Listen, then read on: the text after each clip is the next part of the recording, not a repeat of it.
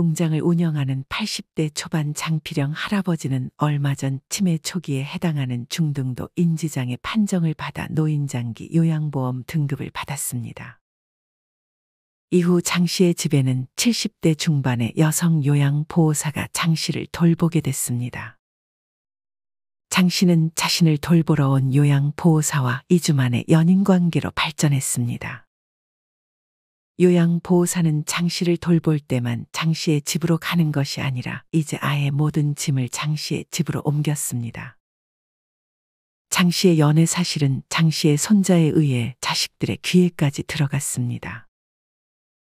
심부름을 하던 손자가 장 씨가 요양보호사와 동거하는 모습을 목격했던 것이었습니다. 자식들은 당장 아버지에게 찾아가 자초지종을 물었습니다. 아버지 돈을 노리는 거라니까요. 둘째 딸이 참지 못하고 말을 꺼냈습니다. 사실 자식들이 이렇게 생각할 정도로 장 씨는 농장을 운영하며 많은 돈을 모아놨고 현재도 많은 돈을 벌고 있었습니다. 자식들 입장에서는 치매 증상까지 있는 아버지를 걱정하지 않을 수 없었습니다. 하지만 돈 때문이라는 자식의 말에 장 씨는 노발대발했습니다. 장 씨는 그런 게 아니라며 요양보호사와는 이미 마음을 주고받은 사이라고 자식들을 설득했습니다. 그간 무슨 일이 있었는지 장 씨는 요양보호사에게 아예 농장과 부속 건물 전체를 무료로 빌려주는 임대차 계약에 서명을 해버렸고 자식들이 집으로 찾아올 때마다 주거 침입으로 고발하겠다며 자식들에게 선을 그었습니다. 이미 장 씨는 요양보호사에게 정신적으로 가스라이팅을 당하고 있었습니다. 요양보호사는 사실 장 씨의 재산을 노리고 있었습니다. 그리고 이 작전을 벌인 것은 요양보호사 혼자가 아니었습니다. 요양보호사 일당들은 이제 다음 작전으로 넘어갔습니다. 장 씨의 곁에 60대 초반의 종교인이 접근을 하기 시작했습니다. 종교인은 정신적, 육체적으로 고통받고 있는 장 씨를 신의 힘으로 치료해 주겠다며 접근했습니다. 점점 장 씨는 이 종교인과 요양보호사에게 과도하게 의지를 하는 상태가 되었습니다. 요양보호사는 농장을 관리한다는 명목하에 장 씨의 은행 일에도 간섭을 했고 장 씨 통장에 있는 현금에도 손을 댔습니다. 그 결과 요양보호사는 장 씨의 농장과 집을 담보로 5억 원의 대출까지 받았습니다. 이뿐 아니라 장 씨가 소유한 땅을 담보로 금융기관에 22억 원의 대출까지 추가로 받았습니다. 요양보호사를 만나기 전 장 씨는 7억 원의 현금과 매달 1,000만 원 이상의 임대 수익이 있었지만 요양보호사의 계략에 그 돈이 완전히 사라져버렸습니다. 이제 장 씨는 그간 소유한 돈뿐 아니라 대출 27억 원의 빚을 짊어져 가족도 감당 불가능한 상황에 처했습니다. 자식들의 노력으로 일부 금액은 돌려받았지만 아직 돌려받지 못한 돈이 많이 남아있는 상태였습니다. 장 씨가 당한 사기는 바로 로맨스 스캠 사기입니다. 경찰청과 통계청에 따르면 고령층을 대상으로 한 사기 범죄는 매년 늘고 있다고 합니다. 노년의 자식에게 의존하지 않고 고립이 된 노인들이 늘어나는 것도 이런 사기 피해가 늘어나는 이유 중 하나입니다. 이렇게 고립된 노인들의 약점은 바로 외로움입니다. 사람이 외로움을 느끼게 되면 더욱이 자신이 믿고 싶은 대로 믿게 되는 경향이 있고 더욱 그 사람에게 의지를 하게 되어버립니다. 80대 여성 김수님 할머니도 마찬가지였습니다. 김 씨는 100억대 자산가였습니다. 김 씨는 젊은 시절부터 부동산 투자로 큰 성공을 거뒀고 임대 수익으로만 통장에 10억 이상 쌓아놓을 만큼의 자산가였습니다. 그러던 어느 날 김 씨에게 연락 하나가 왔습니다. 그 사람은 자신을 50대 예멘에 살고 있는 의사라고 소개했습니다. 이 사람은 자신을 프랭클린 조라는 이름으로 소개를 했고 잘생긴 외모와 탄탄한 몸매 등을 자랑하는 사진을 김 씨 할머니에게 보냈습니다. 조는 김 씨 할머니에게 너는 나의 천사, 사랑한다와 같은 메시지와 꽃을 찍은 사진을 매일 보냈습니다. 그렇게 이 두 사람은 만나본 적은 없지만 연인 사이로 발전했습니다. 하지만 이는 로맨스 스캠 사기일 뿐 사실 프랭클린 조라며 보여준 얼굴은 실제 예멘 의사이긴 했지만 이 사건과는 아무 관련이 없는 사람이었고 사기꾼이 도용한 인물일 뿐이었습니다. 하지만 김 씨는 이미 15억 원 상당을 사기꾼에게 송금해버린 후였습니다. 아직 그래도 재산이 많이 남아 있었지만 문제는 김 씨가 이미 정신적으로 사기꾼에게 세뇌를 당해 추가로 금전적인 피해가 생길지도 모른다는 사실이었습니다. 김 씨는 이게 모두 사기라는 자식들의 말을 믿지 않았습니다. 이런 로맨스 스캠의 특성상 해외 서버를 기반으로 범죄가 이루어지므로 범인을 잡기가 매우 어렵습니다. 또한 안타까운 것은 전 세계 어느 국가를 봐도 사기 방지 센터가 있는 국가에서 로맨스 스캠 관련 계좌 지급 정지를 안 해주는 나라는 우리나라밖에 없다고 합니다.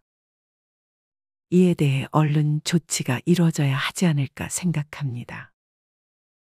로맨스 스캠에 당한 피해자는 그 연령대가 매우 다양합니다. 80대의 노인분들 뿐만 아니라 젊은 사람들도 많이 당하고 있습니다. 이번 피해자는 60대 남성 강무혁 씨입니다. 강 씨는 SNS에서 한 여성을 만나 4개월간 온라인 연애를 시작했습니다. 강 씨의 상대는 자신을 해외에서 일하는 사업가라 소개했습니다. 강 씨는 가족들과는 연락을 잘하지 않고 있었고 어느 순간 이 여성과 가족들보다도 더 많은 얘기를 나누는 사이로 발전했습니다. 강 씨의 상대 여성은 한국에 오고 싶지만 자금이 묶여 있다고 강 씨에게 말했고 강 씨는 얼른 그녀를 만나고 싶은 마음에 노후자금 1억 2천만 원을 상대에게 송금해줬습니다. 하지만 그렇게 돈을 보내자마자 상대와의 연락은 끊겼습니다. 또 다른 고양시에 사는 60대 남성은 마찬가지의 피해 수법으로 은행에서 자신의 공무원 연금 5,100만 원을 사기꾼에게 보내려다 은행원의 도움으로 사기를 당하지 않을 수 있었습니다. 사기꾼은 자녀 수술비가 필요한데 해외에 돈이 묶여 있으니 돈을 보내달라는 식으로 접근했습니다. 이제 막 칠순의 나이가 된 최 씨는 안타깝게도 피해를 당했습니다. 해외에 잠깐 살았던 최 씨는 어느 날 받은 영어 이메일에서부터 비극이 시작되었다고 털어놨습니다. 최 씨에게 메일을 보낸 사람은 스위스 알프스를 배경으로 멋진 고급 별장, 그 앞에 미모의 여성을 자신이라 소개하며 사진을 보냈습니다.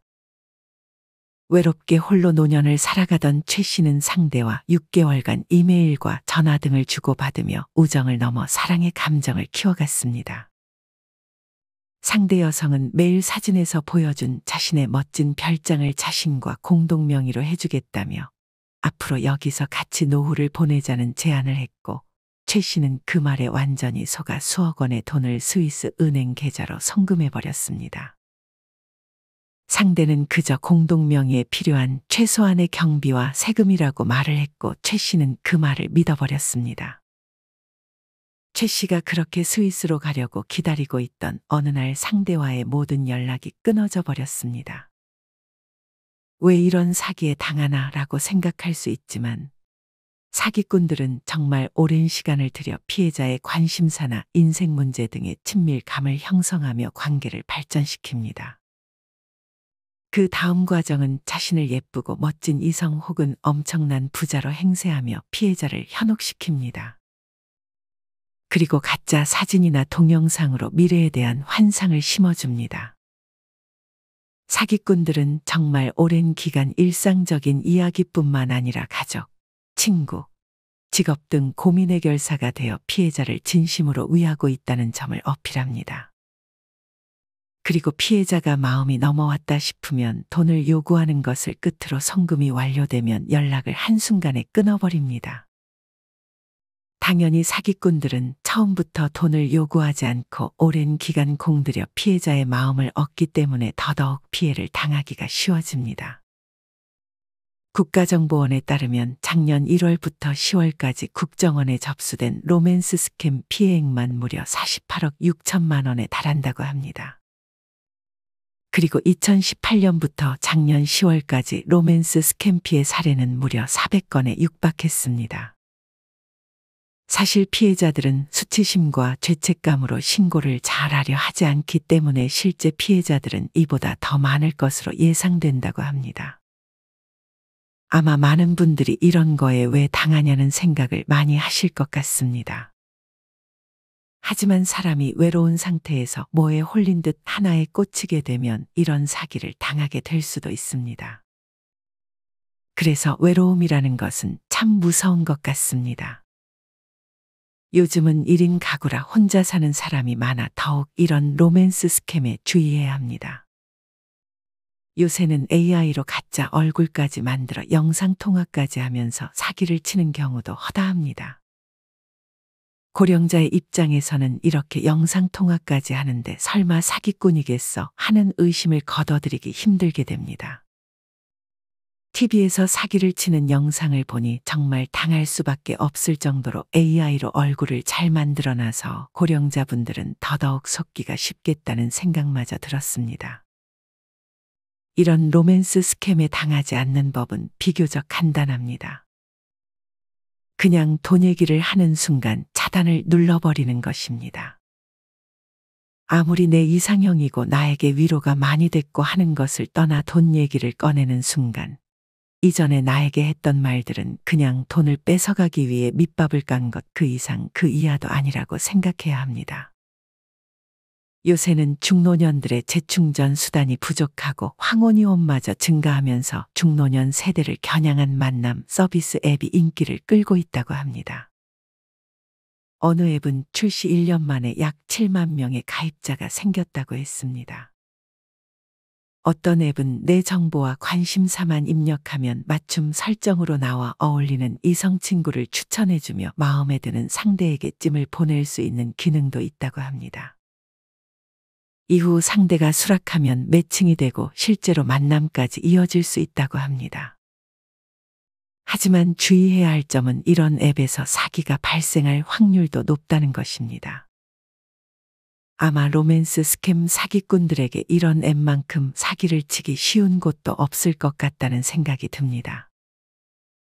앱을 만든 창업자분들이 중노년층이 사기 피해를 당하지 않도록 더욱 신경 써 주셨으면 좋겠습니다.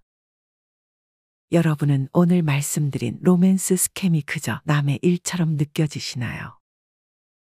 사기꾼들이 언제든 나를 표적으로 삼고 계략을 짤지도 모른다고 항상 경계심을 가져야 합니다. 그리고 무엇보다 돈 요구를 한다면 그 전에 나에게 상대가 무엇을 줬든 단번에 차단을 해버릴 줄 아는 지혜가 필요합니다. 돈 얘기를 꺼내는 순간 이전에 나에게 했던 행동들은 모두 사기를 치기 위한 계략이라고 생각해야 합니다. 오늘 영상을 여러 번 보시며 노후에 정말 한 번이라도 당하면 치명적인 사기 피해를 절대 당하지 않으셨으면 좋겠습니다.